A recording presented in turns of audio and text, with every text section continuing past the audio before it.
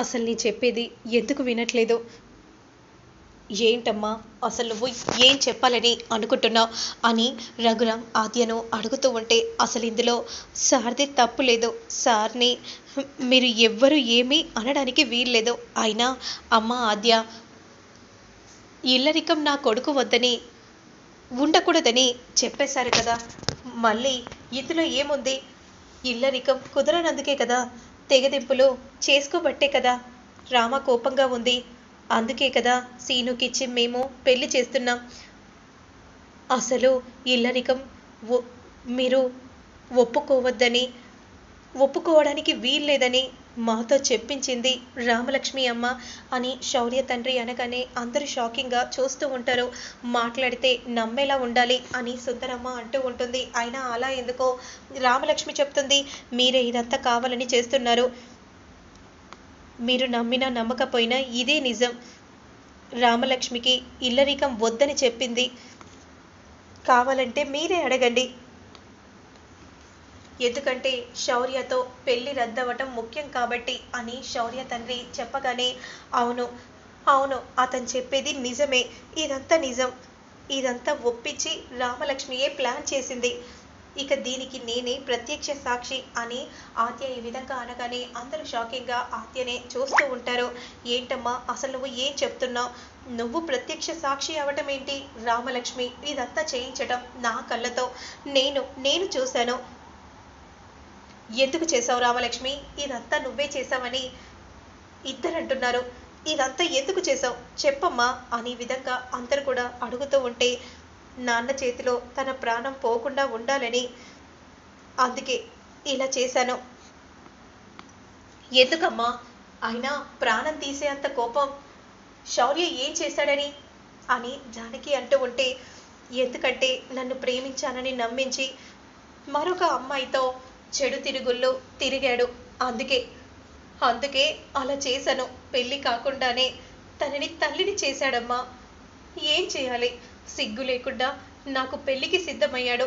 వాళ్ళు పక్క పక్కన ఉండటం నేను చూశాను. ఇప్పుడు కూడా ఈ ముహూర్తానికి ఆ అశ్వితతో అక్కడ పెళ్లి జరగబోతుంది. కానీ ఏదో జరిగి ఉంటుంది. అందుకే పెళ్ళాగి ఉంటుంది. వాళ్ళ అమ్మ నాన్నలు తీసుకొని ఇదిగో ఈ కళ్యాణ మండపానికి వచ్చాడు. అలాంటి వాడిని నేనేం చేయాలి? అందుకే అతను నా మొగుడిగా రాకూడదని ఇలా చేశాను.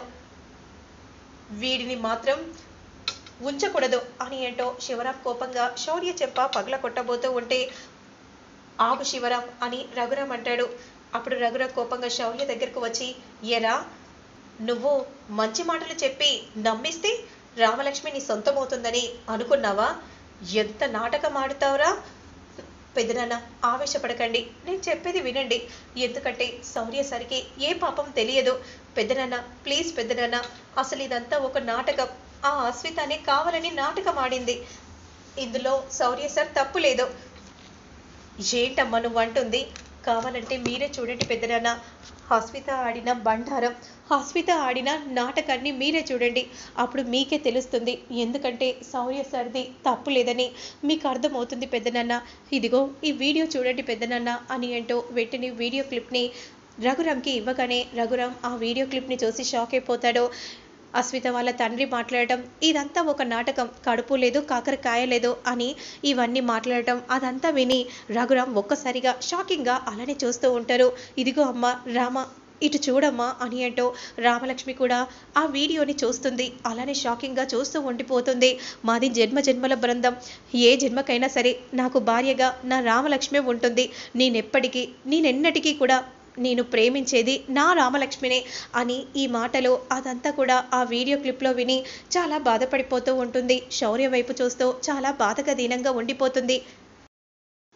ఇక రామలక్ష్మి నుంచి శ్రీను కూడా తీసుకుంటాడు. శ్రీను వెంటనే అదంతా చూసి షాక్ అయిపోతారు. ఇక అందరు కూడా ఒకరి తర్వాత ఒకరు చూసి అందరూ షాకింగ్గా రామనే చూస్తూ ఉంటే, నన్ను క్షమించండి సార్ అని అంటూ రామలక్ష్మి పరిగెత్తుకుంటూ వచ్చి శౌర్యను గట్టిగా హక్ చేసుకుంటుంది.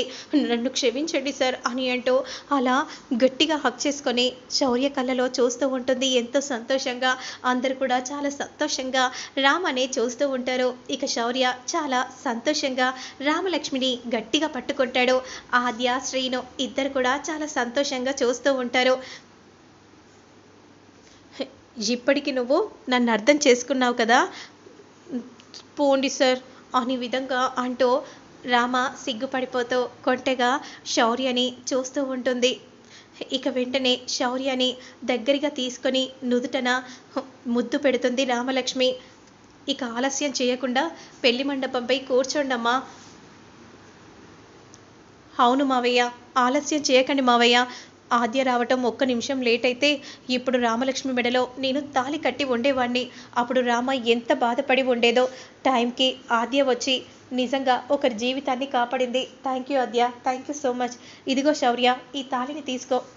మావయ్య ఇవ్వండి అని అంటూ తాళిని రఘురామ్కి ఇవ్వగానే, ఇదిగో శౌర్య, రామలక్ష్మి మెడలో తాళి కట్టు అని అనగానే, ఇప్పుడు మంచి ముహూర్తం కాదు కదా, దాటిపోయింది కదా, ఇప్పుడు వీళ్ళ పెళ్లి జరగడం ఏంట్రా అని సుందరమ్మ అంటూ ఉంటే, వీళ్ళిద్దరూ ఒకటయ్యారు, అభిరుచులు కూడా ఒకటయ్యాయి, అలాంటప్పుడు ఇంకా మంచి ముహూర్తం ఏముంది అని ఆద్య ఈ విధంగా చెప్పగానే, అవును వీళ్ళిద్దరి ప్రేమ కలిసిపోయింది కదా, ఇక ఎలాంటి ఆటంకాలు లేకుండా వీళ్ళ పెళ్లి జరగాల్సిందే అని అనగానే వెంటనే కళ్యాణ మండపంపై ఇద్దరు కూడా కూర్చుంటారు.